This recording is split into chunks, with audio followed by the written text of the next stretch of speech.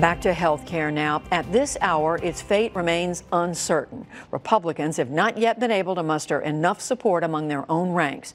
I spoke to one of them, Senator James Lankford of Oklahoma, just shortly before four of his colleagues said that they would vote no without assurances from the House of Representatives. I began by asking the senator if he thinks any version of the health care bill will pass. I do, actually, but I don't think it's the final version. What we have is the House will have a version, the Senate will have a version. Neither of us want it to be the final version at this point. It'll go to a conference committee where we'll work out the differences, and there'll be significant differences between House and Senate, and then bring a final version out after CBO can score it sometime in September. So CBO has taken about 4 weeks to score just about everything we put out, so we've got to be able to give them a lot more time again to be able to run through scoring, and then we'll be able to have that final vote. So this week and the next 24 hours is a step again, but definitely not the final step. Well, in terms that voters, that a layman could understand, what's mainly this legislation going to consist of as it comes out of the Senate, do you think?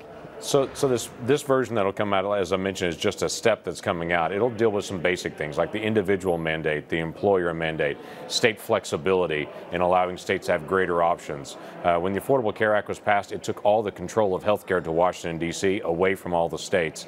So we want to be able to return some of that control back when prices were much cheaper in the time before when the Affordable Care Act was passed. So those will be the basic elements. There'll be some other smaller parts to it, but it's basically the employer mandate, individual mandate, and state control versus federal control. Well, as you know, Senator, Democrats and even a number of Republicans are saying what's being called skinny repeal, which is, I gather, what you're referring to, right, would leave, more than 15 million Americans without coverage.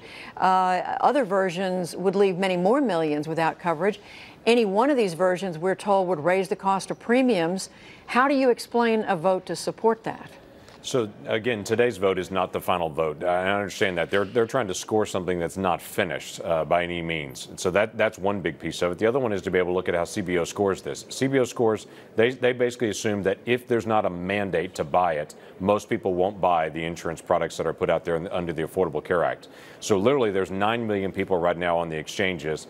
They assume 22 million people won't have insurance in the days ahead based on changing this. Now, this may seem odd, and it only works in an economist's mind that only 9 million people have it. 22 million people lose it in that sense. But here's what's really going on. Of the 9 million people that are having it, CBO says if they're given the choice to be able to buy it, many of the individuals don't want to buy that product, and they only buy it because they're forced to buy that product.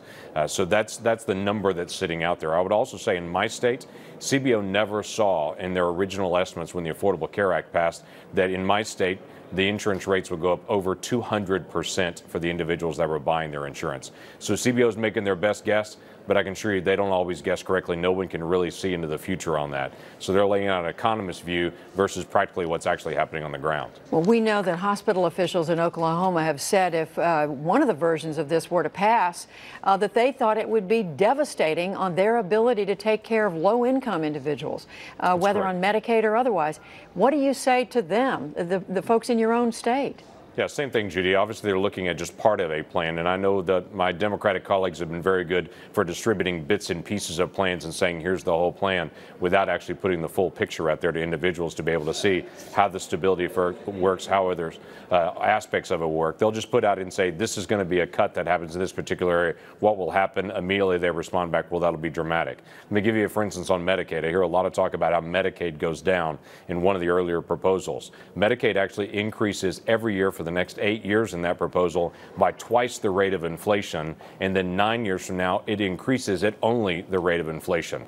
That's put out by my Democratic colleagues as a big cut in Medicaid because 9 years from now it doesn't increase as fast, but every single year it's increasing, and for the next 8 years it increases twice as fast as inflation. Senator, I want to change the subject and ask you about the Attorney General Jeff Sessions. As you know, President Trump has been publicly criticizing him for the last several days, mainly because the Attorney General recused himself from the Russia investigation. What do you make of the president's public campaign against him? Yeah, it's something I would never do. Obviously, the president's the president. He can lead his staff however he chooses to, but I would never say to my staff in a public setting that there's a problem. If I have a problem with a staff member, they will sit down with me in my office and we'll sit down and work it out. And if we can't work it out, then they'll leave. But that's something we're going to work out in private, not in a public setting. And quite frankly, Jeff Sessions had to recuse himself. That's something all the legal counsel in the Department of Justice, once he joined as the Attorney General, sat down with him, laid out the law, the statute. Everyone looked at it. Everyone read it exactly the same way that Jeff needed to recuse himself. Now, did Jeff understand that before he got there? No, I don't think he did. But once he was in that spot, sitting down with all the attorneys, he understood full well that he had to do that. I understand that frustrates the president, but it was the right thing to do. What would it mean if the president were to fire the attorney general, or if Jeff Sessions were to step down because of this pressure from the president? Well, there would be, obviously the president doesn't have to be just pressure from the president. The president chooses who his staff is, and they all serve at the pleasure of the president. So if at any point the president's uncomfortable with Jeff Sessions in his leadership, he can choose to remove him. That's what the president does for that.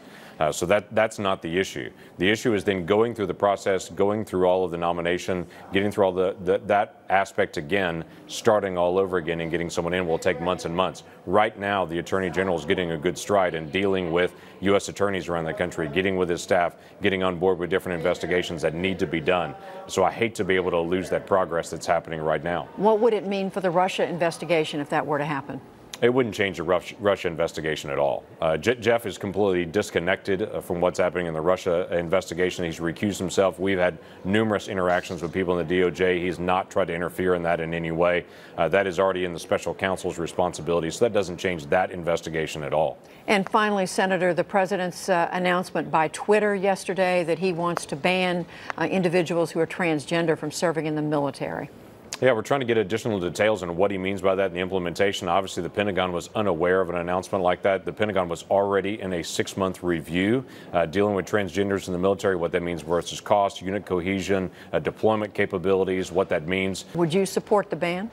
Well, again, I'm waiting for that 6-month review to come back from the military officials. We open up our military to all aspects for any individual that comes into the military that wants to be able to serve. There are unique issues, not just with a gay soldier or member of the military, but of someone who is in transition. You deal with medical issues. You deal with a lot of additional costs and implementation of what happens to the unit based on that. Because that's, as you know, that's not a single surgery. That's a series of surgeries that happens, and it's a long time for them to be away from their unit. So there are additional questions that are there that are unique to that, whether that individual should go through transition before they come into the military or after. All of those things are still up in the air, and the military is walking through that right now. Senator James Lankford of Oklahoma, we thank you. Great, thank you. And